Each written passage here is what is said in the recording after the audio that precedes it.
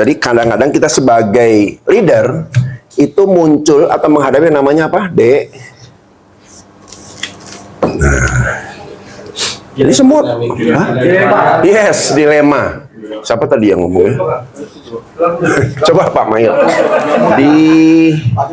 Dilema.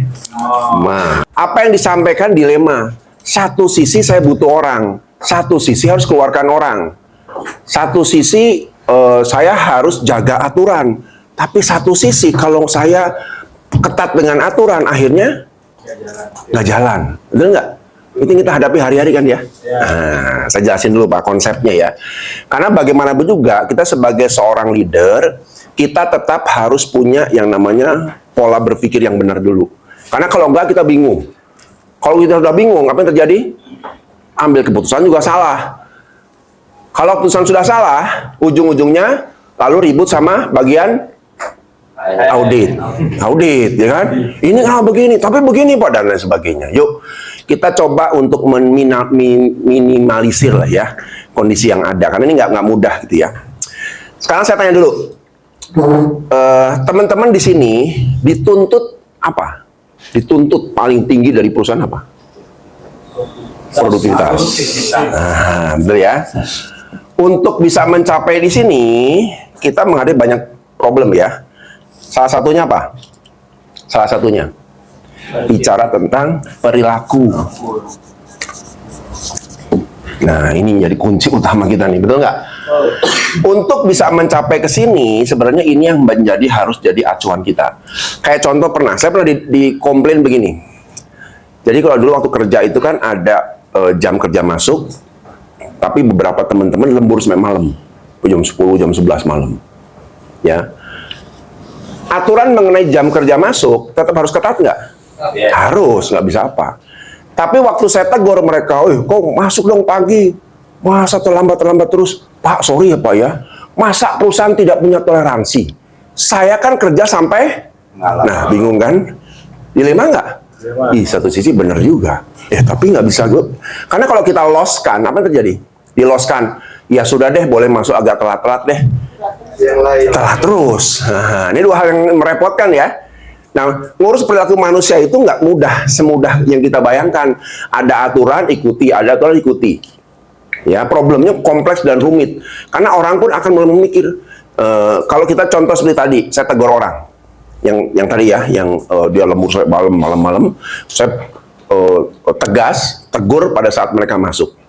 Apa yang terjadi? Oh ya sudah, kalau gitu saya nggak mau lembur lagi. Jadi kacau kan? Wah, ini gimana nih caranya nih? Coba kalau kita dalam situasi seperti itu, apa yang Bapak lakukan? Ini orang lembur ya malam nih, harusnya jam 5 selesai, tapi dia komitmen, loyalitas, pokoknya harus bereskan. Tapi begitu dia terlambat, kita tegur, kita marahin. Bagaimana sikap Bapak? Loskan atau tetap dengan aturan? Tetap dengan aturan, tapi dengan catatan. Setelah itu nanti habis setelah dia masuk klub kerjanya ya akan kita kurangi sedikit lah daripada yang lain yang harusnya tidak pendek nanti. Biasanya kan dia seperti ini Pak, orang-orang seperti ini sebenarnya dia sudah memberikan kontribusi dengan dia lembur tadi, tapi yang namanya aturan tetap aturan, cuman supaya tidak merusak tadi ya itu tadi kita beri kompensasi, tapi dengan catatan pada saat dia masuk itu tetap harus sesuai awal dulu. Nah, pada saat nanti pada di pekerjaannya loadnya mungkin yang kita agak kurangi sedikit. Yes, ini bagus loh Ibu ya. Ini seni Pak ya kalau kita bicara. Tapi yang jelas kita sebagai seorang pimpinan kita harus tetap strict dan patuh kepada yang namanya aturan. Karena aturan, apalagi kalau Bapak sudah mengurus orang banyak Pak, tanpa aturan itu kacau balau. Kita tidak bisa, kan kita belajar kemarin, ada aturan, ada kebijakan. Ini yang dimainkan. Nah, ini yang dimainkan ya. Tapi harus ingat, kita harus tetap strict pada yang namanya aturan. Karena aturan itu membuat orang merasa, orang yang ada nih, oh saya tegur orang yang terlambat. Membuat yang lainnya gimana? Merasa diperlakukan Sama. adil. Nah, kuncinya di situ, Pak. Karena kalau kita goyang di situ, oh ya sudah deh, ya oke boleh deh, ini boleh deh, yang ini jangan deh. Orang bingung nanti, oh dia boleh, saya nggak boleh. Menimbulkan apa? Kecemburuan sosial gitu kan ya. Menimbulkan orang merasa, loh kok saya diperlakukan berbeda dibanding orang lain. Jadi mesti hati itu, Pak. Jadi saya setuju, aturan tetap aturan, Pak. Ya, hanya nih, kita punya, mungkin kalau model tadi ya, ngurus perilaku itu, mungkin 20% ini kita harus juga punya cara pendekatan, lebih fleksibel lah. Betul nggak? Entah kita kurangi lemburnya. Tapi kalau yang repot tuh begini, kadang-kadang ada juga lembur itu karena dia dituntut oleh pekerjaan. Jadi dia sadar diri. Sadar, kan kita nggak bisa ngurangi ya. Karena dia sadar diri bahwa saya harus mengerjakan tugas ini sampai tuntas. Ya, dan kita jangan membuat orang-orang yang seperti ini, yang loyalitasnya tinggi seperti ini, akhirnya demotivasi. Nah, ini barulah yang namanya tadi, 20% yuk kita coba ngobrol sama orangnya.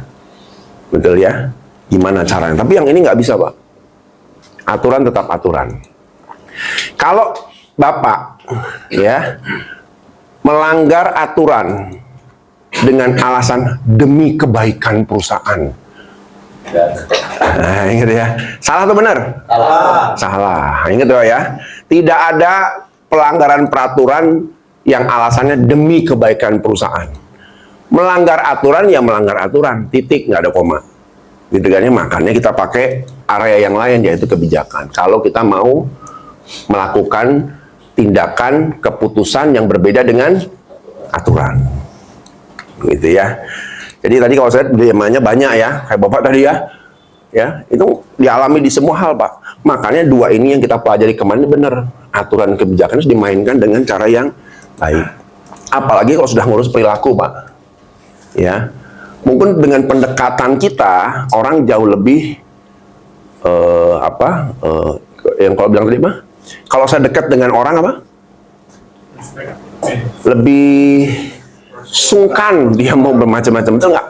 Tapi kalau pendekatan kita terlalu kaku, strict gitu ya, sudah nggak dekat, misalnya dengan Pak Lubis sudah nggak dekat, sudah kerjaan marah-marah terus, begitu muncul aturan yang ada konflik, bentrok. Tapi kalau saya dekat, ya ngopi bareng, ngobrol, ya ajak ngobrol tentang keluarga dan sebagainya. Suatu hari kalau ada masalah begini, Pak Lubis bagaimana?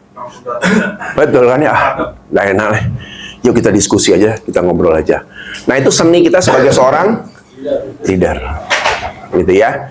Jadi nanti kalau kenapa jadi leader itu harus banyak mana? Kemarin ingat nggak? Navigator, commander, fasilitator, messenger, motivator. Yang mana tuh? Pendekatan yang baik dengan orang-orang di bawahan kita? Fasilitator, gitu ya. Nah itu kira-kira yang saya tadi coba ulas, karena saya lihat ini menjadi sesuatu yang nggak mudah diselesaikan. Tapi harus ingat, jangan kendorkan aturan. Aturan tuh harga mati. Kalau mau narik keluar dari aturan, Anda harus pakai mekanisme kebijakan. Nah, itu bisa dibicarakan dengan atasan. Pak, ini ada karyawan, dia pulang jauh, Pak, belum ombak misalnya ya. Kan itu bisa dibicarakan dengan atasan, toh. Tapi aturan ingat, no, nggak ada ampun, strict.